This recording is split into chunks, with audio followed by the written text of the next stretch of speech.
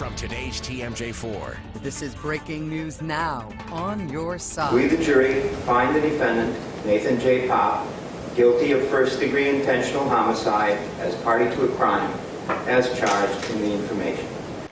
A jury of 9 men and 3 women found 14-year-old Nathan Paape guilty of helping his friend Antonio Barbeau kill Barbeau's great-grandmother. Barbeau took a plea deal. He took the stand yesterday, painting Paape as a co-conspirator in Barbara Olson's murder.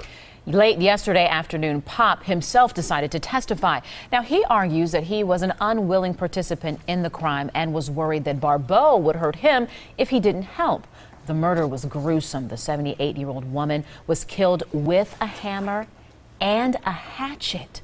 Now, the boys stole Olson's vehicle and then, get this, went out for pizza shortly afterwards. So this was a troubling case because of the age of these young men, young boys, and so both testified yesterday, and I was not in the courtroom, but those who were in the courtroom said it was just gripping to see these boys testify. We're going to be joined now by former federal prosecutor Jeff Wagner.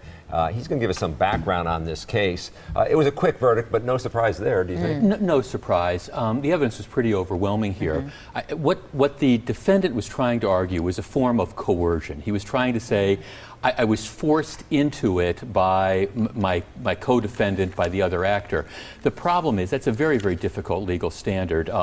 He had, as the prosecution pointed out, he had many opportunities to get himself out of the situation. He didn't. This is no surprise that it came that quickly. So what do you think will happen in the sentencing phase? Well, that's really the fascinating question when it comes to juveniles. He's 14 years old. Now, he's been convicted as an adult. So the way the law works is he has to receive a sentence of life in prison.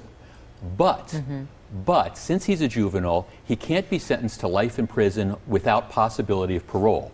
The judge has to make him eligible for parole at some point. 20 years is the minimum. So the minimum he'll get is eligible for parole after 20 years. The judge could extend it. For example, the prosecution for the other defendant is going to recommend eligibility for parole after 35 years. So bottom line is he's going to be in prison for an awfully, awfully long time. And it's terrible. I mean, 3 lives gone.